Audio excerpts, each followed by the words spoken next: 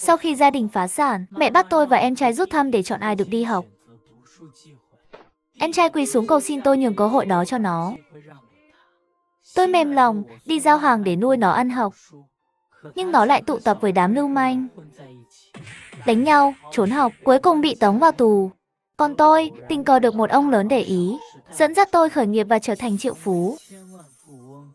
Nhưng trong một lần tai nạn, tôi và em trai quay trở về thời điểm rút thăm quyết định việc đi học. Em trai nói với mẹ, con đã quyết định rồi, hãy để anh đi học. Anh không nên bỏ lỡ cơ hội này đâu.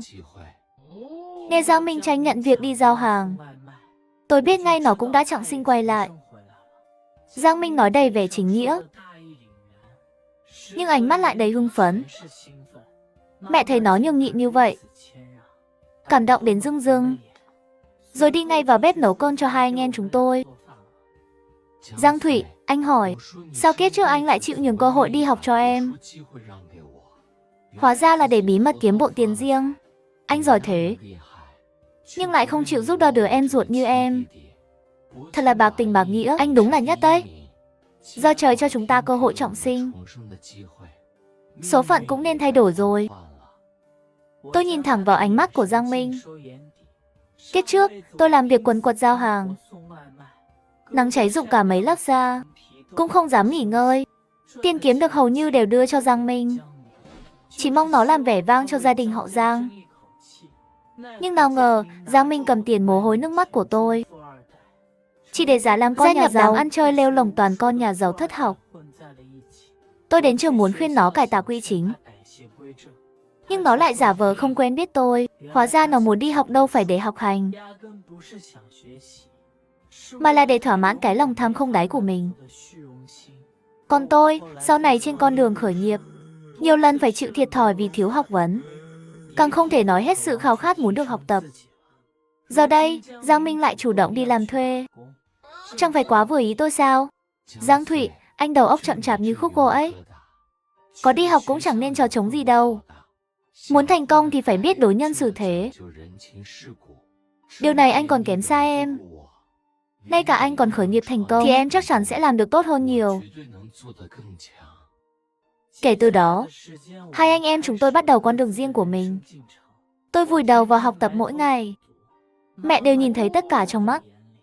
Giang Minh vì đi giao hàng mà da đen sạm đi nhiều, không còn dáng vẻ công tử bố trước đây nữa. Buổi tối, mẹ nấu 3 món mặn 1 món canh cho chúng tôi ăn, muốn làm cho hai anh em vui vẻ một chút. Mẹ, để con nói mẹ nghe. Sau này mẹ phải dựa vào con để dưỡng già. Anh con đi học thì có ra trò trống gì đâu. Sau này tốt nghiệp đại học hạng 2, cùng lắm lương 3.000 tệ một tháng. Muốn đổi đời thì phải khởi nghiệp. Mẹ cứ chờ xem con đây. Nói xong, Giang Minh cướp đùi gà trong bát tôi, cắn ngấu nghiến. Mẹ trách nó, rồi lại gắp cho tôi một miếng khác. Rõ ràng vẫn còn đây mà. Sao lại giành đồ ăn của anh con? Còn nữa, anh con chăm chỉ như vậy, nhất định sẽ thi đỗ một trường đại học tốt. Mẹ biết con học vất vả, ăn thêm đùi gà để bồi bổ sức khỏe đi. Cảm ơn mẹ. Anh ta có đỗ đại học đi nữa, sau này cũng chỉ là một kẻ làm thuê quèn, vẫn phải dựa vào em để nuôi thôi.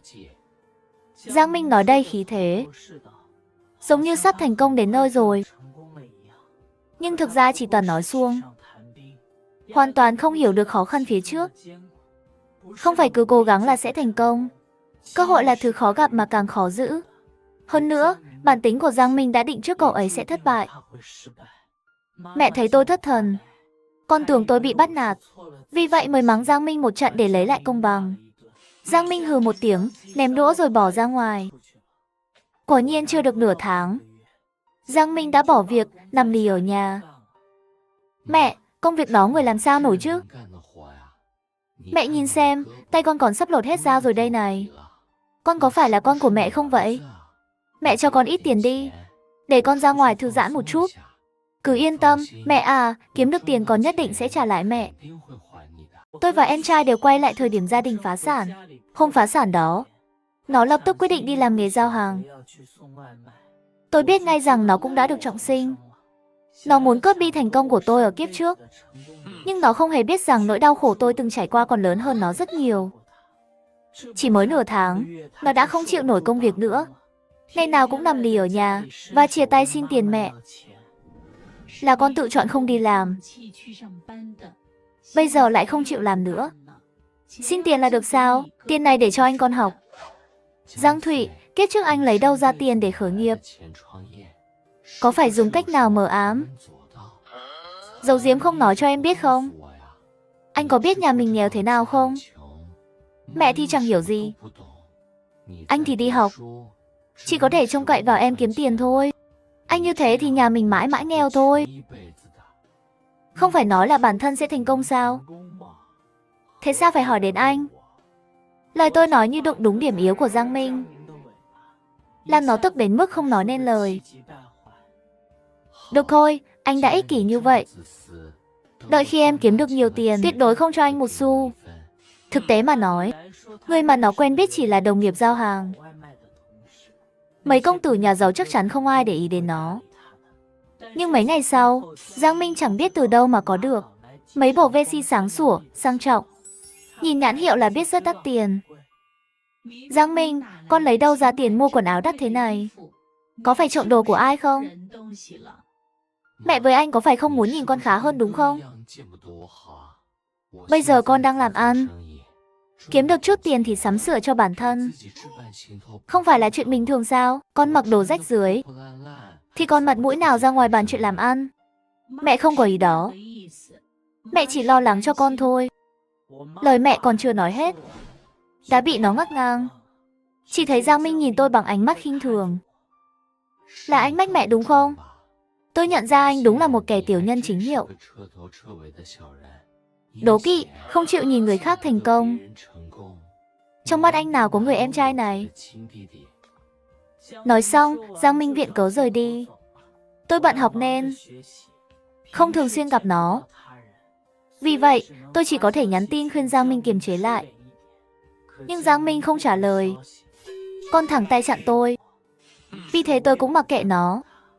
Mấy ngày sau, tôi dồn hết sức vào việc học hành. Là học sinh nghèo, trong lớp bắt đầu có người bàn tán về tôi. Nhưng đa phần họ chỉ muốn giúp đỡ tôi.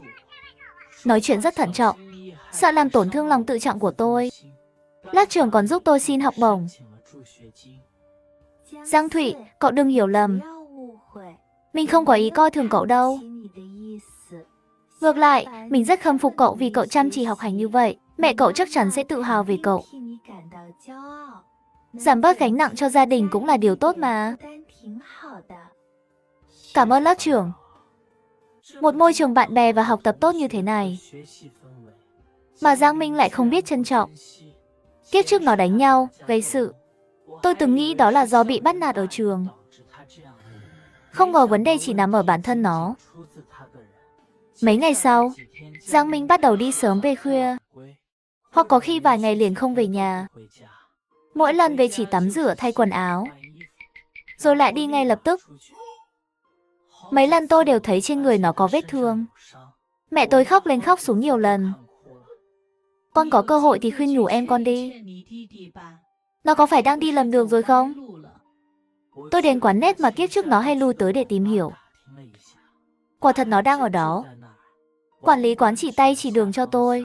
Tôi đi theo hướng đó, đến một con hẻm nhỏ. Quả nhiên nhìn thấy nó. Trên người Giang Minh toát ra vẻ bặm trợn. Nó trông như một đại ca thật sự. Có mấy tên đàn em đều cầm gậy gộc và vũ khí khác nữa. Anh Lưu, nợ thì phải trả, đó là đạo lý hiển nhiên. Dù mày có chạy đến chân trời góc 7 cũng vô ích. Hôm nay mà không trả tiền, bọn tao chỉ còn cách tìm đến nhà mày gây rắc rối. Con cờ tiệm của mày cũng đừng mơ tiếp tục kinh doanh nữa. Một lát sau, cảnh sát ập tới, em trai bị bắt và giam lần nữa.